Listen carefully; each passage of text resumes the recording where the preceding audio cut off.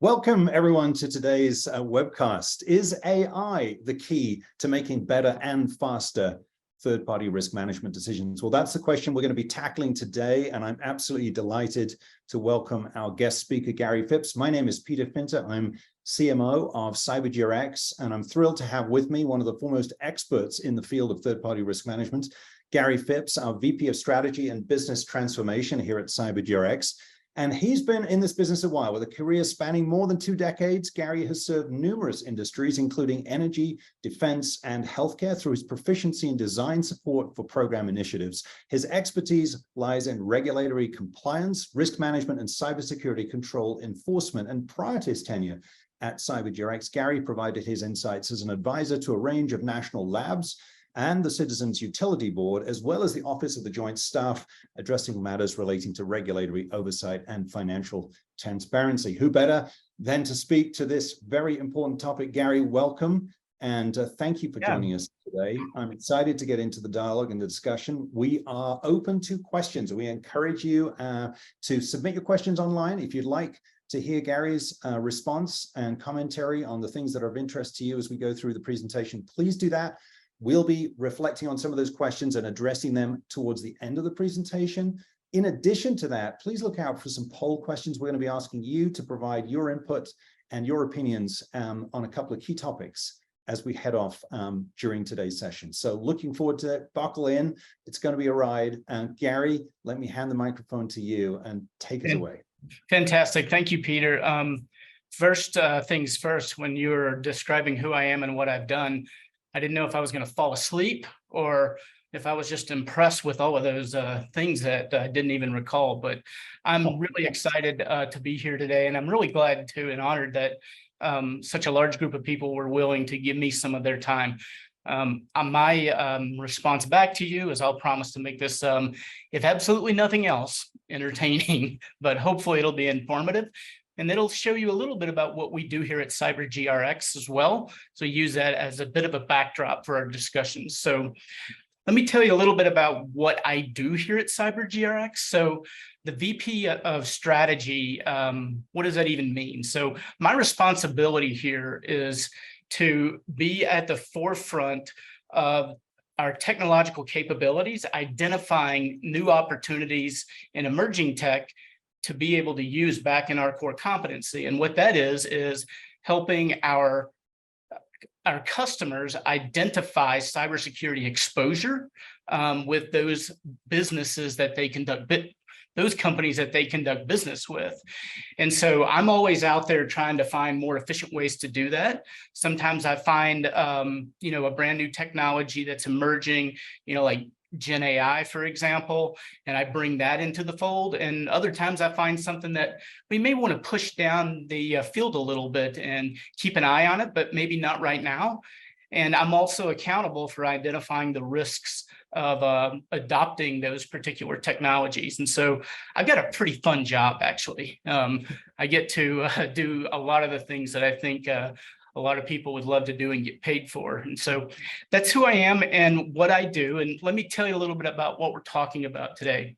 So as your third-party ecosystem, not just yours, but your vendor's digital ecosystem becomes more, it becomes intertwined with your own cybersecurity perimeter. And those third parties, as they expand, they become more of a related factor to your ability to maintain integrity, confidentiality, and availability of the goods and services that you provide to your customers. And so with this constantly growing thing that we're trying to address, I postulate for your consideration that adopting things like AI, for example, is going to be paramount if we're ever going to overcome the operational challenges that we're faced with when we're trying to manage this thing called third-party risk management. And so those are some of the things that we'll be talking about today. If you think about the professionals that are in this space from innovation and data science, for example, these recent kind of AI advancements is a significant leap forward for them. But it's also going to bring a lot of those fears that we have about AI to the forefront a lot faster. We're going to address that too. So let me orient you to the agenda so that you know exactly where we are throughout our time together today. The first thing that we're going to talk about is big numbers. So I'm going to flash a bunch of stuff up there that people much smarter than myself are telling me about the macroeconomic type of landscape when it comes to AI. The next thing I'm going to do is to walk through the third-party risk lifecycle end to end, make sure we're all on the same page, well-oriented. We'll be talking about then the opportunities and the risks associated with putting things like Gen AI into those business processes. I'm going to show you some examples of where I think AI can provide solutions. And I'm going to show it to you in the context of what we do here at CyberGRX. And then we'll talk more generally as well. Then I'm going to follow that up with how it is that we deploy responsible artificial intelligence, excuse me. It's up to people like us on this call in order to get this out of the gate the right way. So that's essentially what we're going to talk about today. Here's those big numbers from people much smarter than I am. So looking at the AI market economic outlook here, one of the things that is absolutely fascinating to me is in my very long career up to this point, this is the first time, Peter, I've ever had to actually write trillion on a business document. So what we're actually looking at is the bar right here in the middle as it relates to artificial intelligence. McKinsey has identified 63 different use cases, and they're estimating that that will essentially contribute over $3 trillion on an annual basis just on AI alone. When you look at the implementation of Gen AI, right? And so that's the bar all the way to the left. That number actually doubles.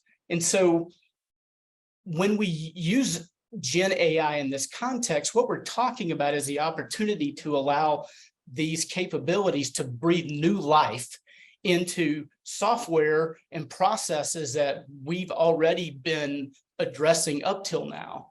And so that could be completely doubled.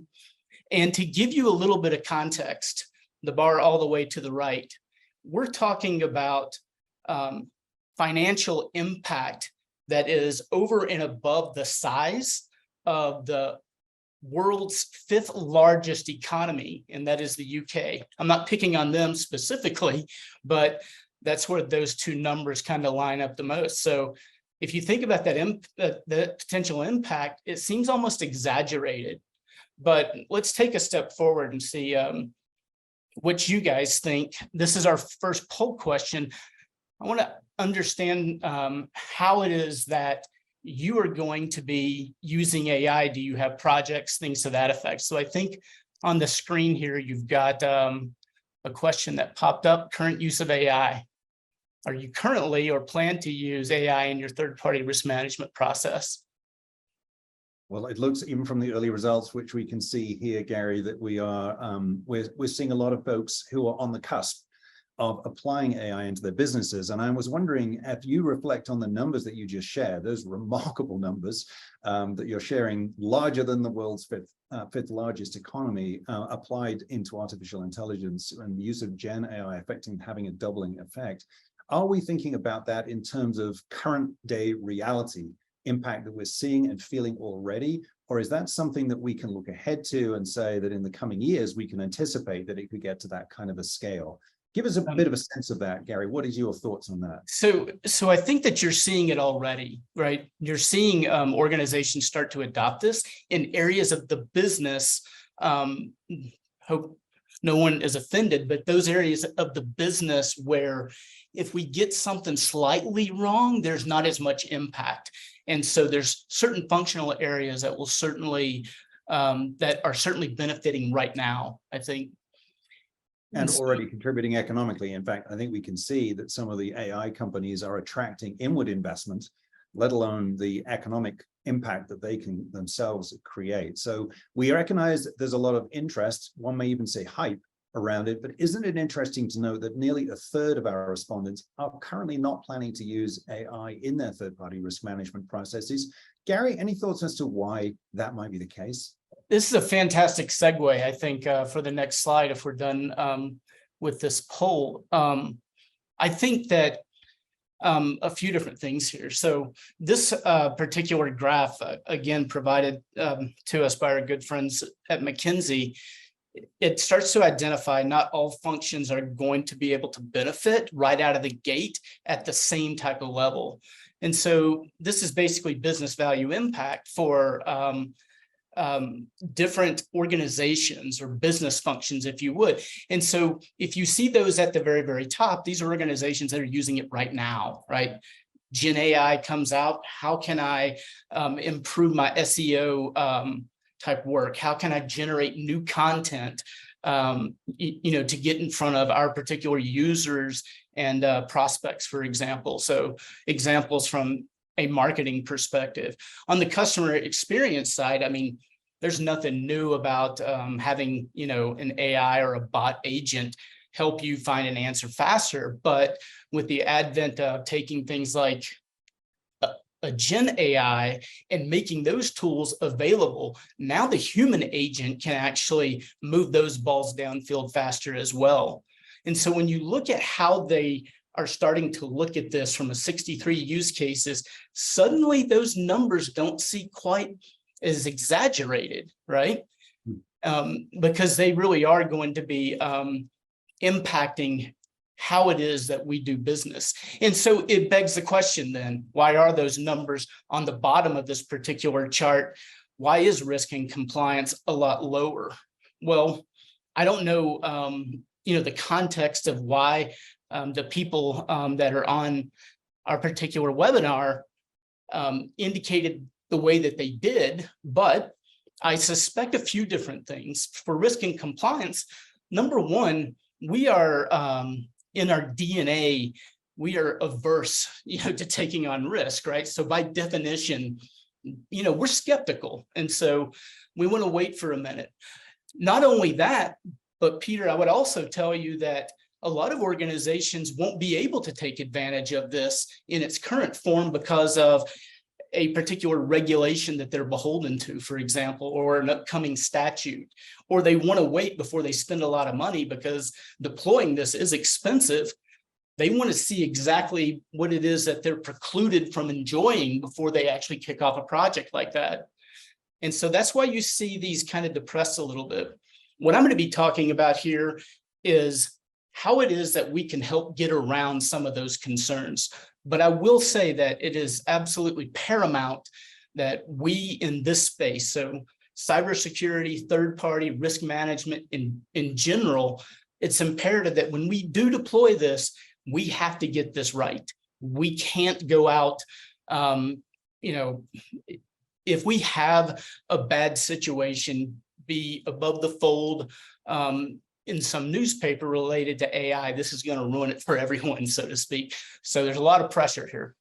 You're absolutely right. I think responsible was the word you used earlier on, Gary. We're going to come to that shortly. I would even go as far as to say we are the adults in the room when it comes to the application of AI, and we do need to know what we're doing and be confident in the way that we use it. So it's all crucial. The details matter. So looking forward to getting into the discussion here, Gary. Yep. Let's do that. So we're here today to talk about third-party risk management and how these particular processes and sub-processes can benefit from the promises of AI and Gen AI, for example. So walk through this really quickly just to make sure we're all in the same room and not Chemistry 101 down the hall. But this is a very high-level version of the third-party risk lifecycle. In the very first step, identification and classification of my third party. This is just me making sure I know who I'm doing business with and that I know enough about them that I treat them appropriately in the next step. And that next step is where we scope the engagement and perform an assessment of their capabilities or deficiencies, as it were. Moving on, the risk assessment itself isn't, that's just us trying to gather data. Now I have to perform analysis of that data and determine what's my follow-up actions. Do I have to treat things? Once I get all those treatment plans taken care of, I move on to continuous monitoring. And we'll talk about some potential innovations that we can be applying there as well. So just throwing this up here to make sure that we're all on the same page about what a third-party risk lifecycle is. You guys have probably seen hundreds of different versions of this exact same thing.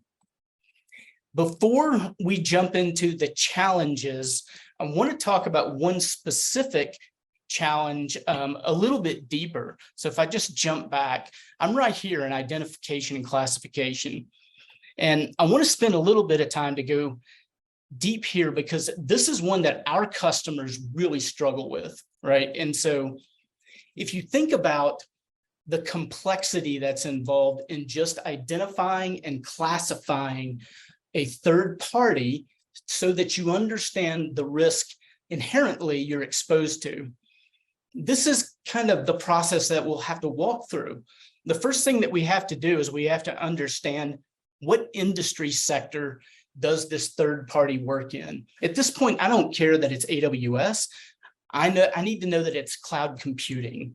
I don't care that it's JP Morgan. I need to know that it's in financial services. And the reason why is because I need to understand all the historical cyber incidents that have occurred that can tell me how those things actually happened in those industries. So what techniques did the adversary use when they did that thing in that industry? And so I have to go through and do some of this type of work to understand what the inherent risk is. What was the result of these historical type breaches when they use these techniques? The techniques are incredibly important because we have to identify what controls are critical for those industrial sectors. And if we can't do this, then what we end up doing is asking every one of our vendors to fill out 1,800 questions every single time. And so I think one of the most underserved areas of our industry is the focus on asset management, right? We need to be able to identify if the inherent risk exposure of a single third party is this even a big deal for me? If I'm not giving them anything, then the work is done and I can move on. But these assets, it's paramount that we have a good asset inventory. And so the reason why is because it's a lot easier for me to keep up with my 8 things than it is to keep up with my single vendor's 220 controls, and a heck of a lot easier to keep up with my vendor's controls than it is to keep up with every single adversary's technique. And so what this allows us to do is all that work I just showed you just to get down to an inherent risk score. These are the types of things that AI can do for us. And if we're doing them right, then we already know that this can be a paralyzing event just by doing the research. Let's look at a few more challenges and then we'll ask you guys what you think again. So we already talked about how decentralized procurement can create duplicate third parties. So in that classification process that I was walking through, that's a part of an inventory that you might do of your third parties. This is a big issue for our customers, especially those in industries that are highly acquisitive. And so one of our customers I remember is in biopharma, and they were trying to kick off a program. And we said, just send us a list of your vendors. And they're like, that's the problem. We don't know who they are. We bought 15 companies in the last 2 years. And so we got their vendors too. And so it's just a big mess. And this creates a pretty significant challenge. Vendor classification, as I just showed you, is incredibly tedious. When it comes to scoping and assessing third parties, those very large, complex organizations where you have multiple goods and services makes that very tricky. self-assessments create bottlenecks, right? When we ask a vendor to do something that, they frankly don't want to do, when we're in the business of asking people who don't want to do these things, that they're not beholden to us, it slows down the business process. So that's a huge challenge. Bespoke self-assessments are inefficient because there's no reusability for the third party. At the same time, as an operator of an exchange who has a standard SAQ, we end up asking some questions that aren't always highly relevant. And so those are also challenges. I think one of the biggest ones here is processing of unstructured data. This is a huge one that we'll talk about. Under analyze and treat, findings being misinterpreted. If everything is an issue, then nothing's an issue. And so it's really hard to determine the difference between just something somebody said no to and is it a problem for me? Reporting risks without offering any help or a recommendation on how they can address that thing, that just becomes debilitating. And then obviously we've lived this over the last few years, is when we are basically swimming in a sea of application vulnerabilities. If we don't understand which assets are associated with which particular vendor, we don't know what to take action on. And so that can be also very paralyzing as well. So let me ask you guys what you think. Do any of these challenges, make sense to you? Do you experience them?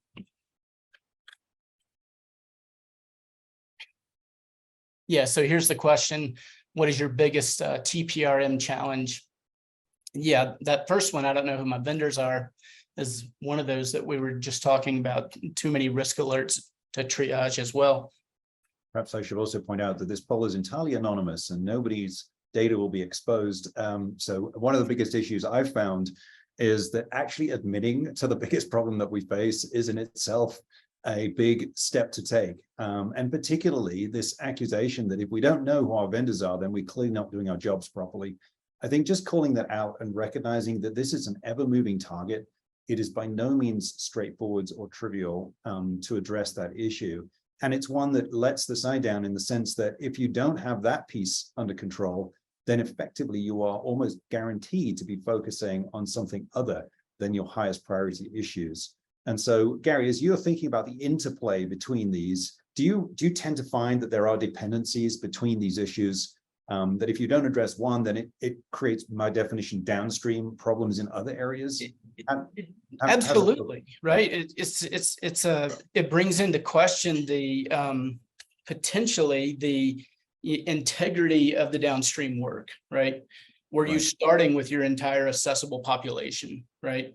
How do I know that you're focusing on the things on the sharks closest to the boat, right? And so it certainly can do that. Fascinating to see such a strong alignment around number 2 here. Assessments taking too long, third parties are slow to respond. And as the operator of the world's largest global risk exchange, this is a topic we're pretty familiar with. And with over 14,000 third-party assessments on our exchange at this moment, well, we've been through that loop a few times with some third parties. Gary, what are some of the lessons that we've learned about making this more efficient and more effective, even before we think about the application of AI to address the gaps that this creates? Yeah, I think that what we've learned is a few different things. Number one is that we need to be able to give our customers the comfort that they need to do business with us in a way that is familiar to them. And so we need to keep in mind that we're the third parties, so to speak. And so I think that that is one of the primary things that we've learned. But you also, in an exchange like this, you can get a lot of data very, very fast. And that creates the perception that you're going to get the rest of it at the same velocity, right? And that's not always the case. And so some of these things, they take what they take. Actually, you're opening the door there to a topic which I'm quite sure we're going to come back to in a moment, which is this issue of data being available at the speed of business, meaning that when critical decisions are required to be made, what data is actually available is going to be a critical factor. And assessments by definition, if we're engaging with a third party, there is going to be at some time for them to complete and provide the information we need. How can we bridge that gap so that we can become more impactful in our businesses earlier? And how does AI help us with that? So save that thought, Gary. I'm quite sure you're going to get to that momentarily. Yep. But that really is, it's very interesting to see that 3/4 of our respondents are identifying that as the single biggest challenge at this point in time. So let's keep moving. But thank you, everyone, for your input. This Absolutely. I wasn't surprised by that at all. But so let's start looking at some of the possible solutions where we can plug in AI and all of its promises into our little world here of third-party risk management. And so I've basically identified 3 different areas that are just kind of obvious of where it is that we can take this. And so we already went through how a vendor classification occurs, right? To be able to just come up with an inherent risk score, there's a lot of moving parts, or it can be.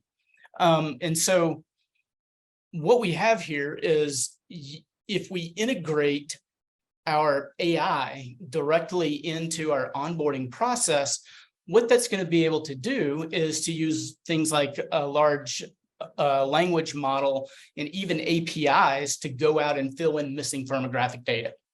And so things like that are incredibly important. You're going to see exactly how important in just a minute, but it's going to help us also identify threat intelligence and chatter and things to that effect that could potentially impact that vendor classification, right? And then, updating the vendor score with recent threat intel is what I just covered there. But the next area here is going to be what I refer to as a bottleneck breakthroughs. And so, Peter, I think you touched on, third-party risk assessments versus the current kind of rhythm of business. And so a third-party risk assessment, when done appropriately, takes a long time. It takes whatever it takes, right? If you want to do this properly, you have to wait for the data. You have to wait for that particular evidence file. And so it takes what it takes. And so, or else if we speed through it, we're not doing it properly. We're shortcutting a lot of things. The rhythm of business, however, is fast. I miss huge market opportunities if I cannot react to them and decide as soon as they're presented to me. So time to market is going to be impacted by these long self-assessments that can hold us up. And so how do we apply AI to these? Well, one, we can integrate the AI with self-assessment type scoping, which we've already done at CyberGRX. We use our machine learning model to inform those type of scopes, because we know, for example, Salesforce, by the way, is a CRM, it probably has customer data, right? So we use examples like that to speed through that process and to do the research for us. Also, if we can see the control capabilities using AI, maybe we can pre-fill the vendor information so it makes their part of the process so much faster, right? I know that you're using Cylance. I know that you're doing this. I can see your perimeter. Here's what I think the answers to the questions are, right? And so I want to be able to give my vendor as much help as I can give them so that they can help me get back to my boss with that decision of hire or defer. Confirming vendors' preparedness against recent threats. So this is an interesting one that we've been able to see some advances over the last few years, is that when there is an application vulnerability, we have to go figure out, understand exactly how that happens and what the targeted assets are. And then we have to go back to that pile of 30,000 third parties and determine which one of these vendors is potentially a vulnerable target for this particular threat. And we think AI can also help us in that particular area. It can identify the combinations that create a profile that we need to reach out and contact first. All the way down here at the end, the processing of unstructured evidence. This is one of the most exciting areas. And I'm glad to see that there are other third-party software companies that are doing some really cool things in this space around this particular piece. So integrating the AI LLM with vendor certification data. So if I know that you're going to have to fill out these 1,800 questions, or you're going to have to give me some certification that makes me feel comfortable, I can have AI go get that for me. They can go find that information, review certifications, or have AI tell me that your certification was withdrawn, or that your particular registrar is on a naughty list, for example. It can also help me to update the trustworthiness type of metrics on those certification reviews. And then it can help me determine what it is that I'm supposed to do about these things directly with my third parties.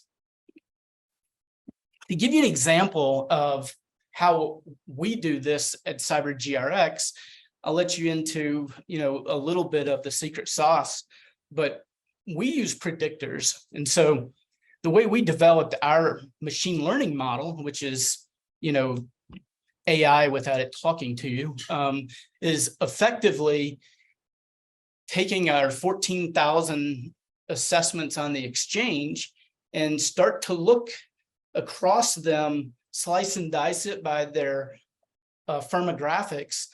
And we started to ask ourselves, can we use these observable data that we call predictors to predict how third parties would, or should rather, respond to assessment questionnaires? And so I want to take a second just to walk through a few of these so that you kind of get what it is that we're doing in this space.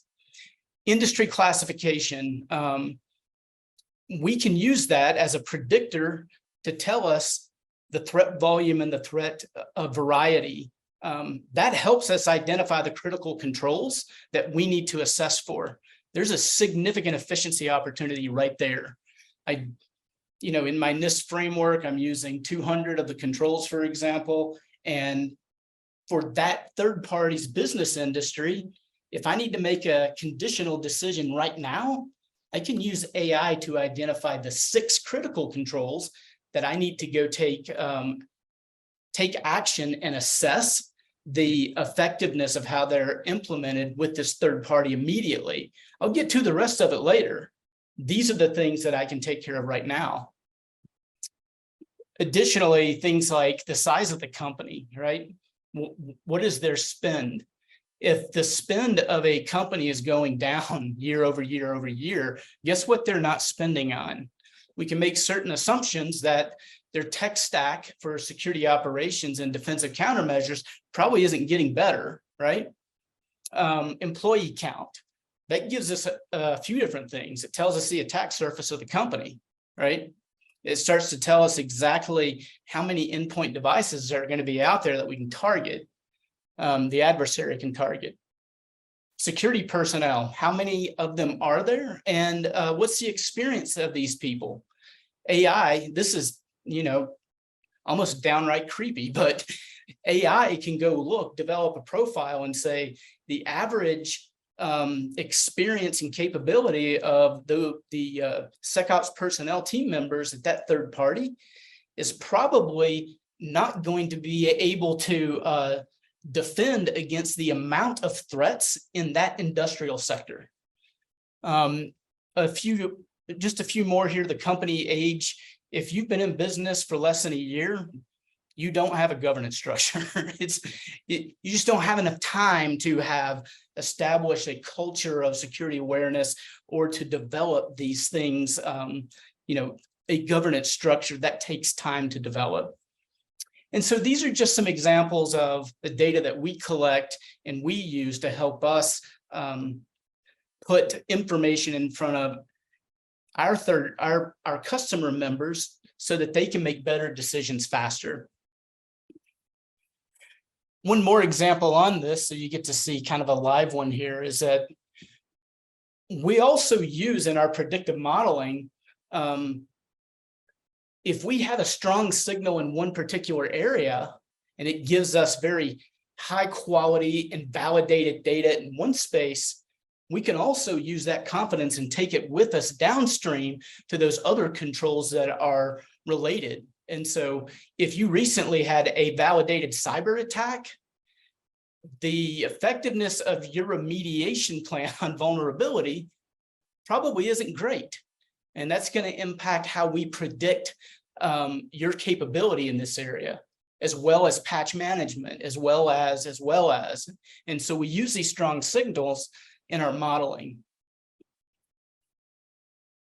Let's talk about the risks that AI brings, right? And so this is part of why we came here today is, the social media hyperbole, some of it hyperbole, some of it certainly warranted, is talking about things like misinformation, disinformation, malinformation, or just flat out bizarre things that an AI can come up with. And so the risk of a traditionally trained model, and Peter, if I'm channeling you, you'd probably say, hey, Gary, what is a traditionally trained model? And so if you think about a traditionally trained model as a fisherman, he's going to cast his net out there, and he's looking specifically for, crab, for example. Well, a traditionally trained model is a lot like casting that net, right? When you train your model on, the entire internet, AKA, OpenAI, you give that model access to a massive amount of information. And so it can answer questions very, very, very quickly. But as that fisherman pulls that thing in, he got a lot more than crab in that net, right? He got some garbage. He got some stuff that if he doesn't throw back, he's going to get fined for. And so casting a wide net is great, but you're also pulling in some things that is going to impact the outputs of that model. And so in the context of third-party risk management, one of the risks of misinformation, inaccurate vendor data, from unreliable sources leads to incorrect classification. So now I've got a really high inherent risk third party misclassified as a low. They're not in my assessable population for 24.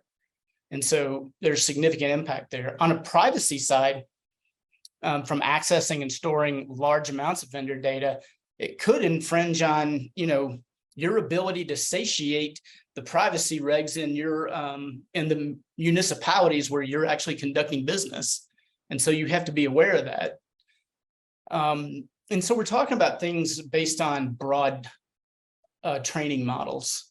Disinformation, pre-filled out forms contain misleading information on data sources that have not been vetted. This is a big concern as well. I think, though, in risk and compliance, why we were pretty far down on that chart is because of things like this. Processing unstructured data can lead to unauthorized access to sensitive information.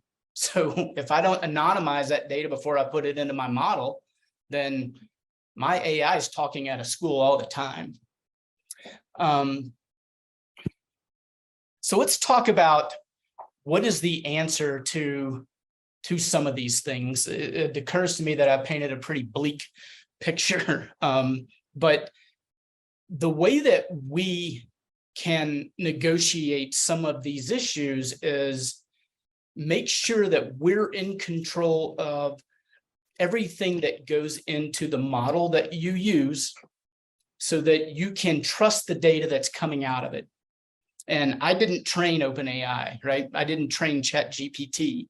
I don't know what's in there. So I don't use it for doing third-party risk management. I use the machine learning model that we developed here. And so we have to have a consistent flow of consistent and highly relevant and uniform data.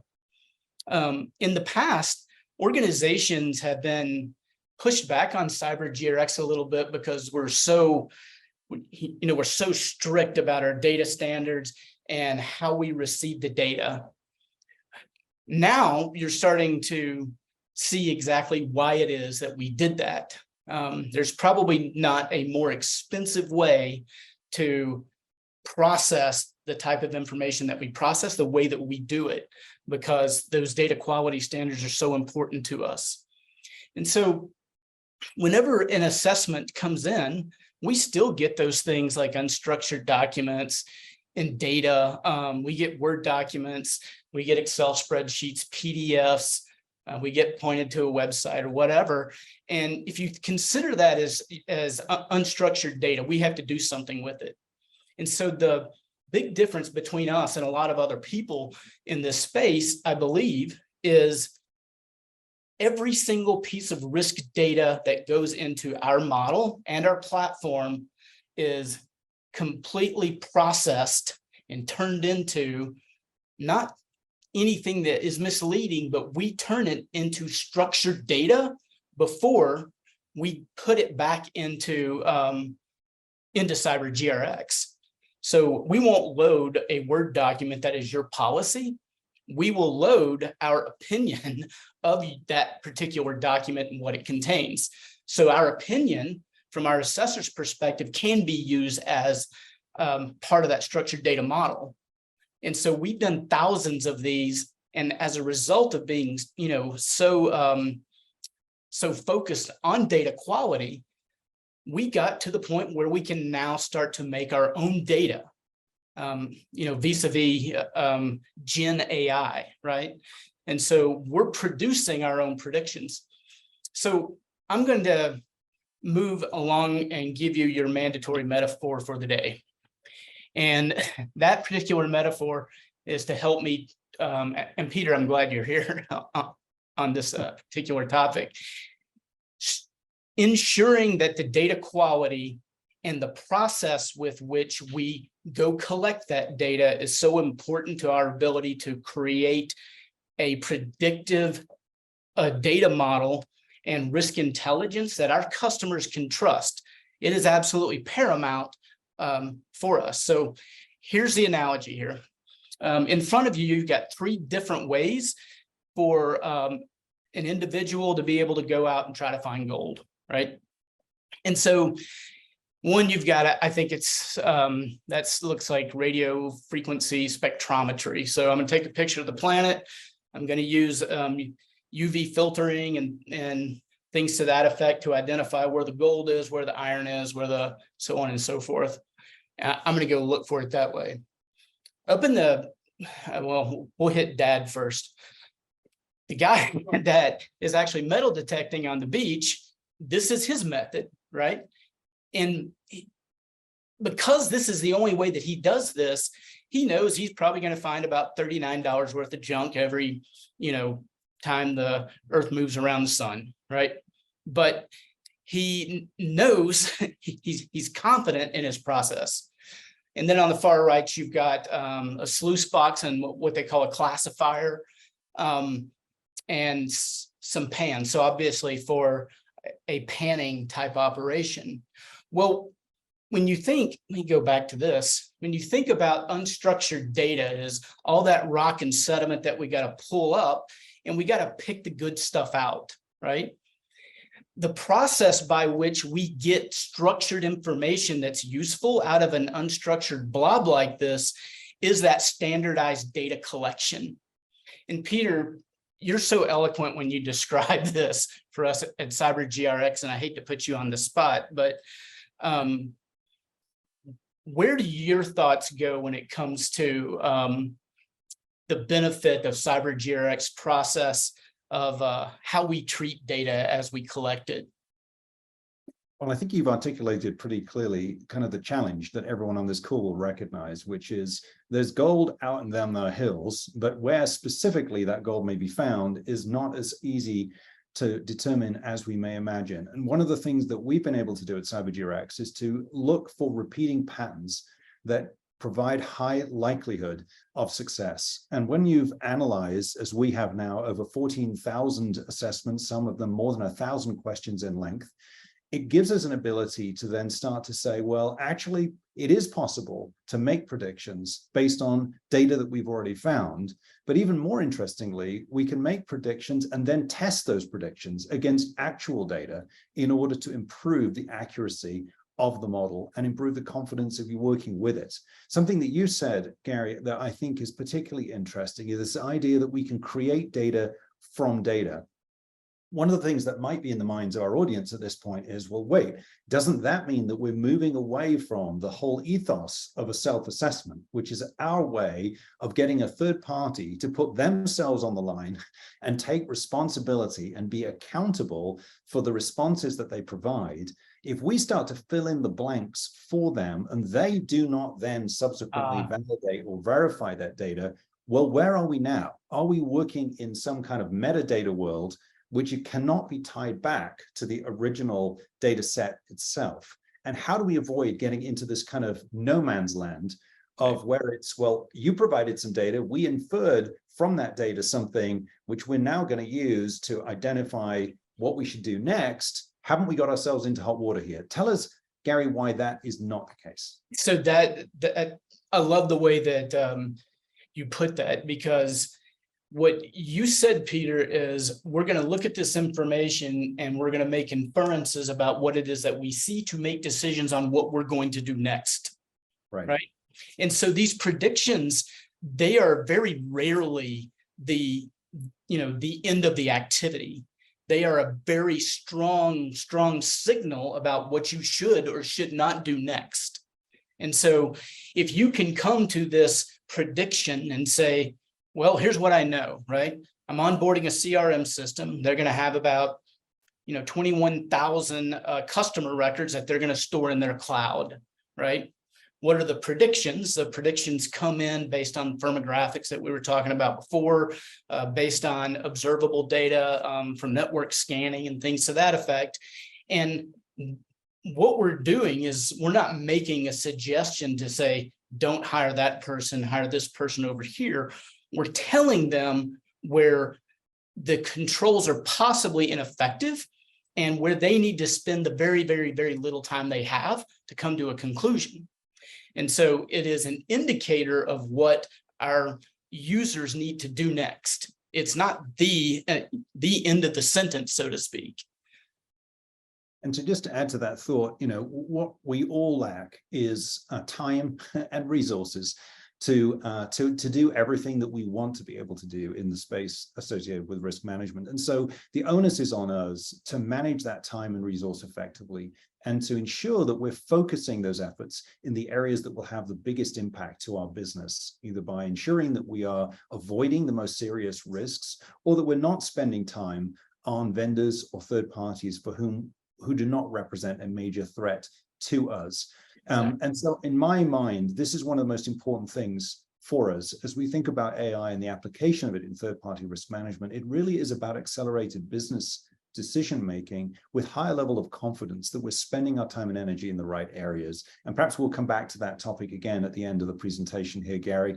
But it seems to me that this is where we want to understand what we've got and what we can do with it and understand the limitations. If I may make the observation that today's large language models have led some people to believe that they are in some way more insightful, more knowing, more intelligent than they really should be considered. And it's understanding those parameters and the guidelines within which we can operate that will help us apply AI effectively in the TPRM space.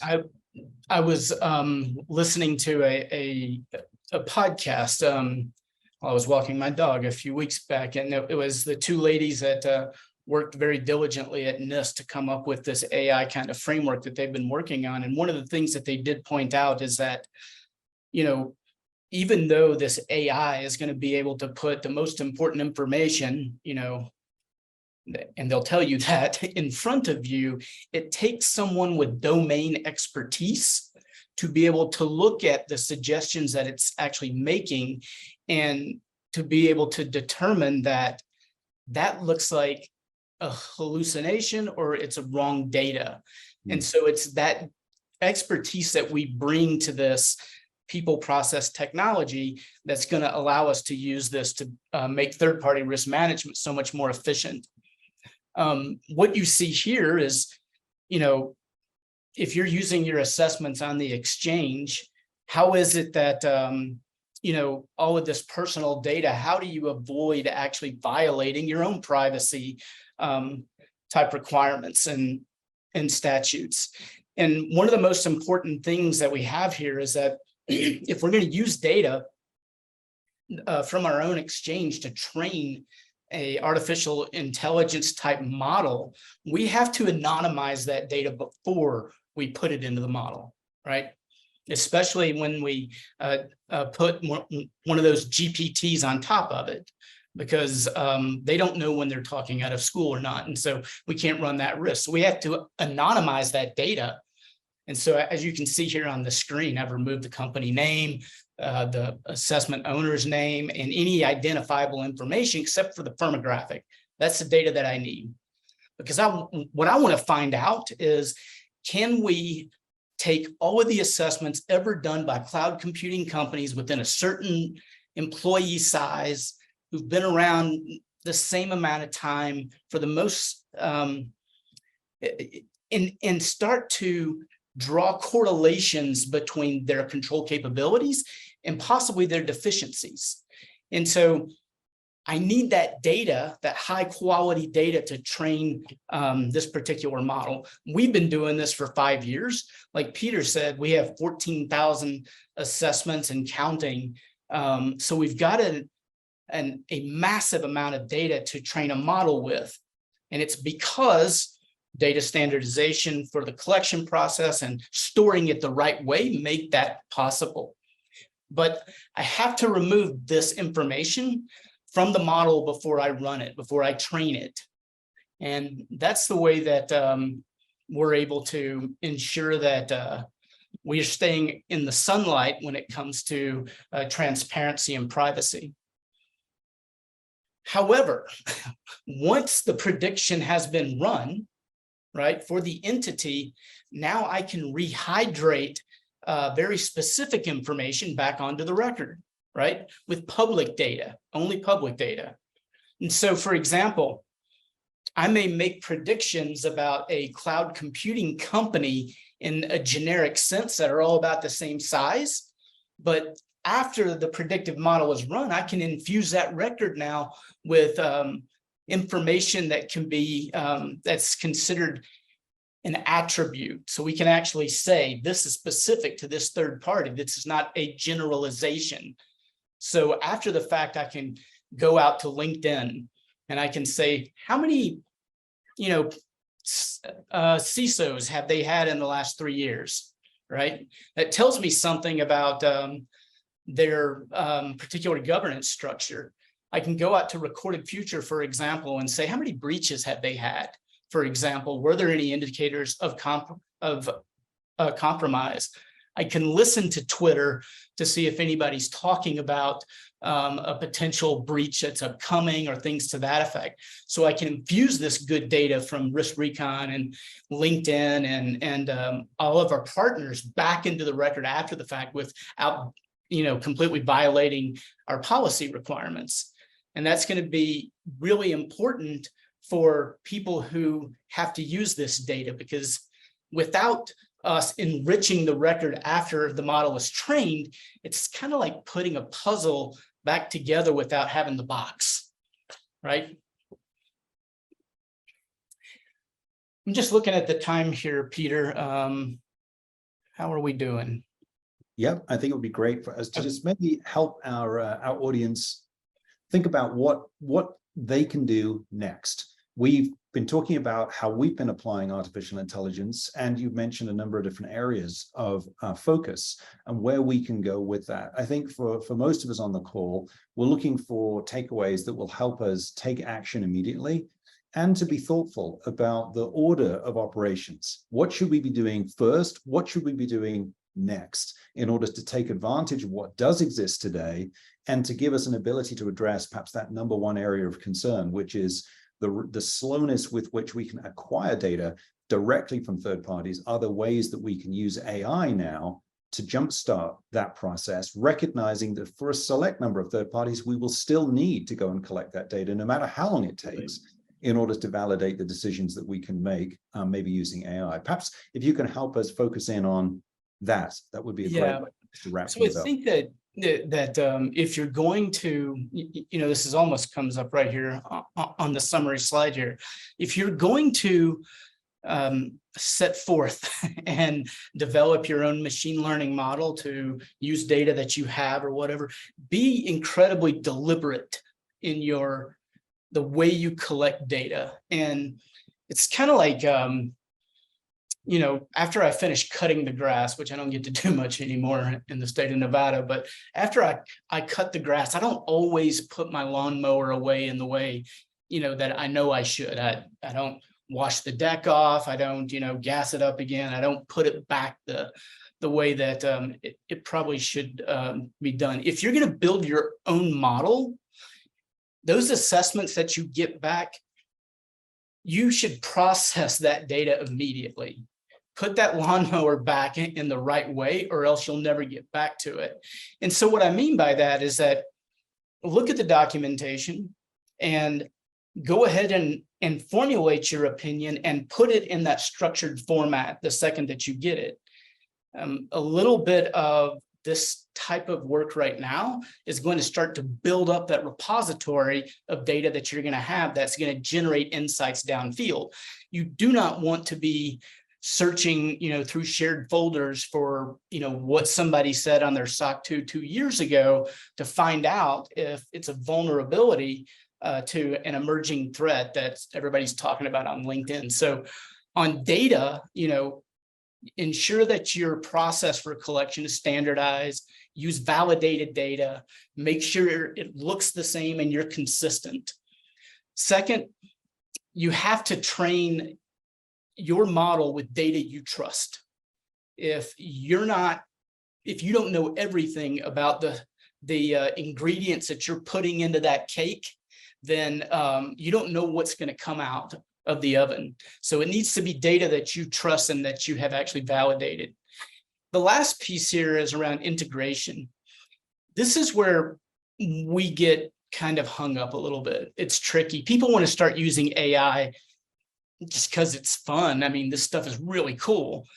We have to roll this out as a journey of confidence, right? So look at your current processes and say, how can I start to use AI and integrate it very gradually in an existing process?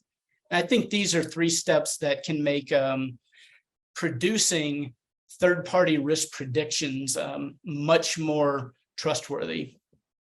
Thank you, Gary. And recognizing that we are coming up against time here, I want to say to everyone on the call with us today, please recognize that you don't have to do all the heavy lifting yourself.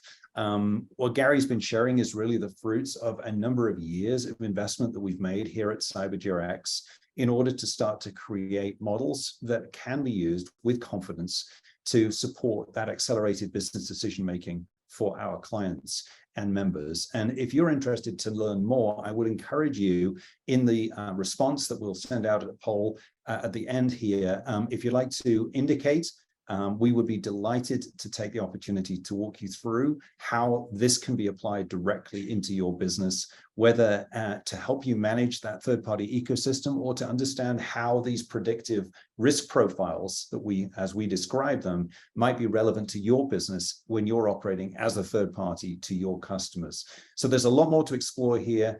Gary, I want to thank you so much for sharing your expertise today. And I know that you will be excited to continue the conversation with our audience members as we move forwards. But for now, thank you. And we look forward to the next installment in the rich story of AI applied to third-party risk management in a forthcoming episode. Thanks all. And thank you everyone so much for tuning in today.